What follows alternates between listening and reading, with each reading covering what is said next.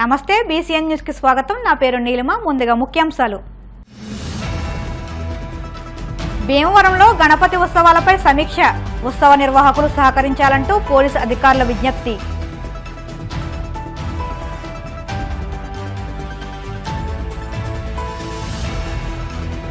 Kakinada Bhanugudi centre వద్ద చవితి సందడి. ధరలు ఆకాశాన్ని తాకుతున్నాయంటూ కొనుగోలుదారుల ఆవేదన.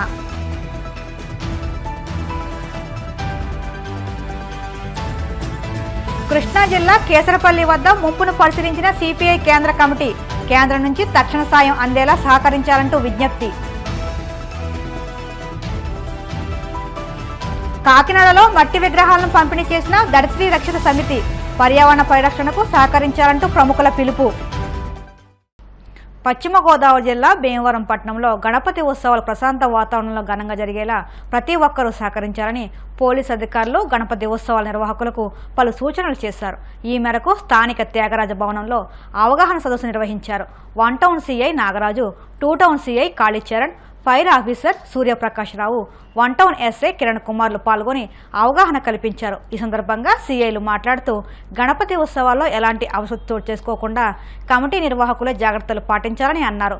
ఏర్పాటు చేసుకున్న గణపతి మండపాల వద్ద రక్షణ బాధ్యతలు తీసుకోవాలని, రాత్రి వేళల్లో ఒకరిని రక్షణగా నియమించుకోవాలని, సీసీ కెమెరాలు ఏర్పాటు చేసుకోవాలని సూచించారు. ఎలాంటి ఘర్షణలకు తావివ్వకుండా పండుగను ఘనంగా జరుపుకోవాలని సూచించారు. కొన్ని పాల్వాళ్ళు కానీ వాళ్ళెవరు కానీ ఏదైనా ఆభరణాలు పెడితే అవి కూడా మిస్ అయ్యేటువంటి అవకాశం ఉంటుంది. ఇటువంటి ఏమీ జరగకుండా లేదు. ఒక్కోసారి నైట్ టైం ఏదో ఒక కట్టిన కర్రీని పడిపోవడం, లేకపోతే వేరే దగ్గర పడిపోవడం, లేకపోతే ఏమన్నా తాగడం అయితే ఏదన్నా విగ్రహం దగ్గర కానీ వేరే దగ్గర కానీ చిన్న చిన్న డ్యామేజ్ అయ్యే అవకాశాలు ఉంటాయి. అక్కడ సరైనటువంటి నిఘా లేకపోయినా అది ఎలా జరిగిందా అని చెప్పేసి అప్పుడు తెలుసుకునేటువంటి టెక్నాలజీ కానీ డైరెక్ట్గా చూసిన వ్యక్తులు కానీ అక్కడ లేకపోతే అది ఎలా ఉంటుందంటే మత విద్వేషాలు రెచ్చగొట్టే విధంగా, మత సామరస్యం దెబ్బతినే విధంగా కొంచెం విస్తరించేటువంటి అవకాశాలు ఉంటాయి. పుకార్లు విస్తరించేటువంటి అవకాశాలు ఎక్కువగా ఉంటాయి. అవన్నీ మనం రాకుండా ఉండాలంటే ఒకటి, ప్రతి విగ్రహం దగ్గర సీసీ కెమెరాలు, టెంపరీ సీసీ కెమెరాలు ఏర్పాటు చేసుకోవాలి. ఆల్రెడీ అది టెంపుల్లో మీరు ప్రతిక్షేపిస్తే టెంపుల్లో ఆల్రెడీ సీసీ కెమెరాలు అంటే ఓకే. లేదంటే మీరు అక్కడ మండపం వేసి పెడతా ఉంటే టెంపరీ సీసీ కెమెరాస్, ఈరోజు మన దగ్గర సీసీ కెమెరా చాలామంది అవైలబుల్ ఉన్నారు. టెంపరీగా పెట్టేవాళ్ళు కూడా అవైలబుల్ ఉన్నారు. పెద్ద ఖర్చు కూడా అవ్వదు. మీరు పెట్టేటువంటి విగ్రహం ఇంట్లో పోల్చుకుంటూ ఉండదు. ఖచ్చితంగా మీరు కావాలనుకుంటే డోనర్స్ దొరుకుతారు. ఎక్కడి నుంచి బయలుదేరుతారో, ఎన్ని గంటలు బయలుదేరుతారో, ఏ రూట్లో వెళ్తారనేది రూట్ మ్యాప్ అనేది కంపల్సరీగా పోలీసు వారికి ముందుగా ఇవ్వాలి. మీ అప్లికేషన్ వచ్చిన తర్వాత అప్లికేషన్లో ఒక డేట్ ఇస్తారు, నిమజ్జనం అని. ఆ రోజు మీకు డీజే దొరకదు. ఆ రోజు మీకు ఎవరో దొరకడం, ఏదో కొట్టేవాడు కట్టాలి, ఇప్పుడు కొట్టేవాడు తీర్మాడు దొరకడం. ఆ రోజు ఆపేస్తారు. ఎందుకు అందరికీ ఇప్పుడే కదా బిజీ షెడ్యూల్. వాళ్ళు దొరకలేదు, ఇంకో రోజు ఇచ్చేస్తూ ఉంటారు. మీరు అప్లికేషన్లో ఫిల్ చేసి నిమజ్జనం చేసే చెప్పే డేట్ ఒకటి ఉంటుంది, మీరు నిమజ్జనం చేసే డేట్ ఒకటి. దానివల్ల మాకు కూడా కొంచెం ఇబ్బంది. ఈరోజు అనుకున్న ఒకే రోజు ప్రోగ్రామ్ చేయడం.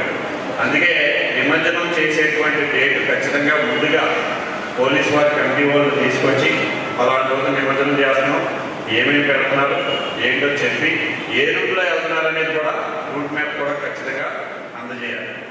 పందిరు వేయడానికి, మండపాలు వేయడానికి ఉన్న వాళ్ళందరూ కలవడాలని నాకు తెలిసి ఫస్ట్ టైం అనుకుంటా 1 టౌన్ 2 టౌన్ కలిసి కూర్చోవడం అందరూ చాలా ఆనందదాయకం. మీరు ఏం చేయాలి, మీరు ఎలా రిజిస్ట్రేషన్ చేసుకోవాలి, రిజిస్ట్రేషన్ చేసిన తర్వాత ప్రారంభం ఎలా ఉండాలి, ముగింపు ఎలా ఉండాలి, దీని గురించి ఆల్రెడీ మన 1 టౌన్ ఎస్ఐ గారు చెప్పారు. మన 1 టౌన్ సిఐ గారు కూడా విపులంగా మీకు అందరికీ క్లియర్గా చెప్పారు.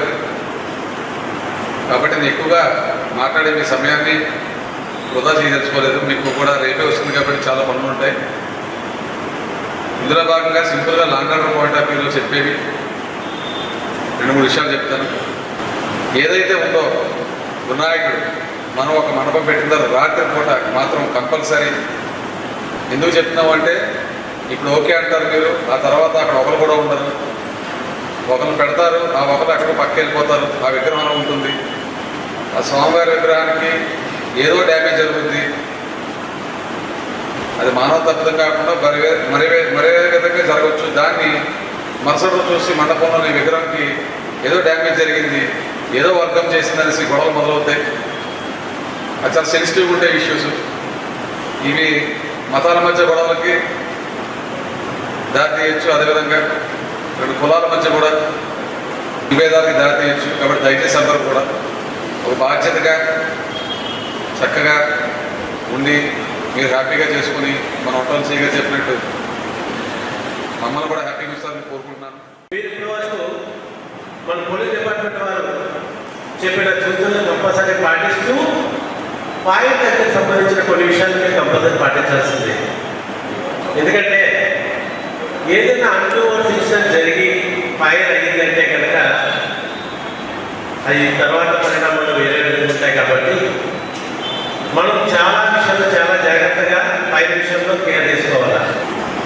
ఫైర్ జరిగినప్పుడు ఆ సిచ్యువేషన్స్ వేరే విధంగా ఉంటాయి. మీరు అనుకుంటారు చాలా నెగ్లెక్ట్ చేస్తారండి, దేవాలయంలో పెట్టేస్తారు, తర్వాత ఫ్రెండ్స్ అందరూ బయటకు వచ్చి మాట్లాడడం, లేకపోతే తలుపులు వేసేసి ఇంటికి వెళ్ళిపోవడం జరుగుతుంది.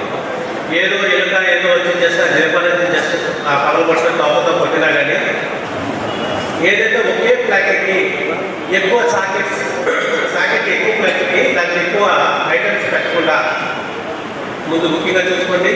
ఎందుకంటే ఓవర్లోడ్ అయ్యి పై అయ్యే అవకాశం ఉంటుంది, క్లాసెస్ ఉంటాయి. అది మట్టి చూస్ చేసుకోండి. అట్లాగే దీపారాధన చేసిన తర్వాత కంపల్సరీ దీపారాధన కొండెక్కే వరకు మీరు అక్కడ ఉండి చూసుకోండి. చూసుకున్న తర్వాత అంతా ఓకే అనుకున్న తర్వాత సోమవారం దగ్గర క్లోజ్ చేసి అప్పుడు మీరు ఇంటికి వెళ్ళడం చేయండి. అట్లాగే ఇంటికంటే కూడా కంపల్సరీ పోలీసు డిపార్ట్మెంట్ వాళ్ళు ఇంట్లో మీకు కొన్ని చూసులు కూడా ఇచ్చారు. దాని ప్రకారం మీరు కొంతమంది అక్కడ ఒక ఇద్దరు నైట్ టైం షిఫ్ట్లో కూడా పెట్టుకోండి. ఏదైనా ఇష్యూ జరిగినా వెంటనే వాళ్ళు రియాక్ట్ అవ్వడానికి ఉపయోగపడుతుంది. జరుగుతూ ఉంటాయి. సో ఆ జరిగిన ఒక్కరిని కాపాడటం కోసమే ఇన్నిసార్లు ఎంతమంది రిపీటెడ్గా చెప్పాల్సి వస్తుంది. సో దయచేసి ఇలాంటిని ఫాలో అవ్వండి.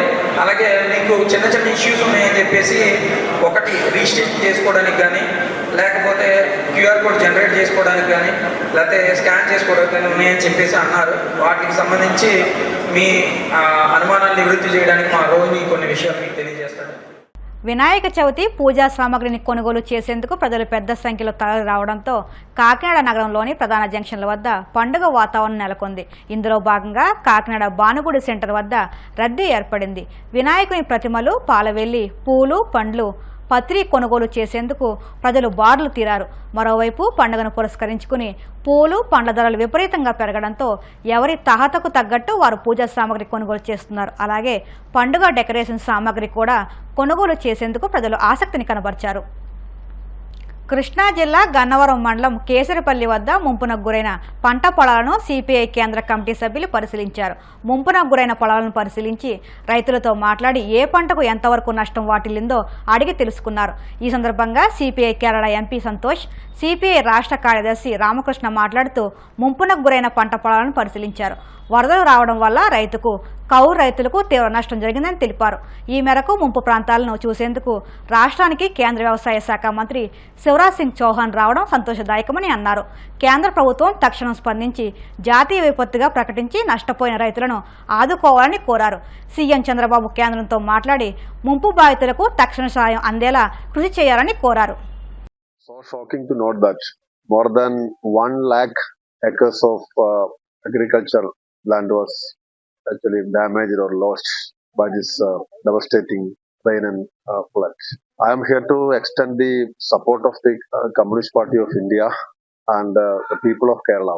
Andhra Pradesh people, especially CPI comrades, all helped us when this Wayanad landslide was happened some 1 month ago. So the Andhra leaders and cadres all stood with us. We are here to extend our full support and we will try our level best to help people. Our party is doing in a very good manner here. I will write a letter to the central ministers, especially to the Prime Minister, demanding a special package to deal with this flood situation. Never happened anywhere in the country, especially in South India. We have seen many times floods and this devastating heavy downpour. But this is unimaginable. Even after 4 or 5 days, we can understand the gravity of the situation. So we are with the people. వరద ప్రాంతాల్లో పర్యటించడానికి భారత communist party జాతీయ నాయకులు మా parliamentary పక్ష నేత సంతోష్ కుమార్ గారు ఇవాళ కేరళ నుంచి రావడం జరిగింది.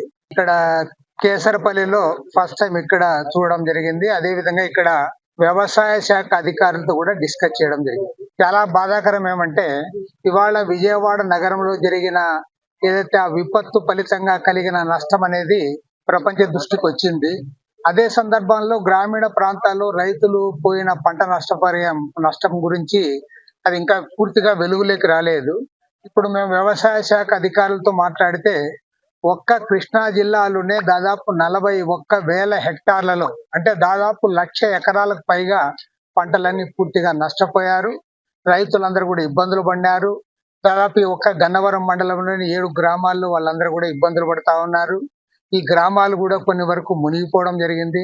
కాబట్టి వీటన్నిటి అంశాలు కూడా మేము తెలుసుకుంటా ఉన్నాం. ఆ తర్వాత విజయవాడ నగరాన్ని కూడా చూస్తా ఉన్నాం. గుంటూరు జిల్లాలో కూడా ఇవాళ పర్యటిస్తా ఉన్నాం. ఈ అందరి పర్యటన పూర్తయిన తర్వాత ఇవాళ ముఖ్యమంత్రి గారిని కూడా కలిసి సంఘీభావం కూడా చెప్పడం జరుగుతుంది.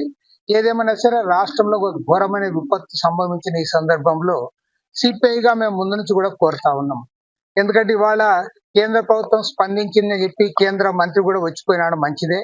కానీ దీన్ని జాతీయ విపత్తుగా ప్రకటించాలి. వెంటనే యుద్ధ ప్రాతిపదిక పైన తక్షణ సహాయ చర్యలకు కేంద్ర ప్రభుత్వం కూడా పూనుకోవాలని చెప్పి మేము కోరుతా ఉన్నాం. అదే విధంగా ఇవాళ దేశవ్యాప్తంగా కూడా మా పార్టీ ఆధ్వర్యంలో అధిక ధరలకు వ్యతిరేకంగా ఈరోజు ఒక ప్రోగ్రాం ఉన్నది. ఆ ప్రోగ్రాం కూడా వాయిదా వేసుకొని ఇవాళ రాష్ట్రంలో ఉన్న 26 జిల్లాల్లో కూడా మా పార్టీ నాయకులు కార్యకర్తలు అందరూ కూడా ఆహార సామాగ్రి, అదే విధంగా బట్టలు, ఇవన్నీ కూడా ప్రజల దగ్గర మేము వసూలు చేస్తా ఉన్నాం. 26 జిల్లాల్లో వసూలు చేసిన వాటన్నిటి కూడా తీసుకొచ్చి ఇవాళ బాధితులందరికీ కూడా పంపిణీ చేయడానికి మేము పూనుకుంటా ఉన్నాం. ఈ సందర్భంగా మా పార్లమెంటరీ పార్టీ నాయకుడు ఈరోజు ఇక్కడ చూసిన విషయాలన్నిటిపైన కూడా ప్రైమ్ మినిస్టర్ గారి దృష్టికి తేవడానికి ఆయన ఇక్కడికి రావడం జరిగింది. ఇప్పుడు కాసేపు ప్రకటనలు.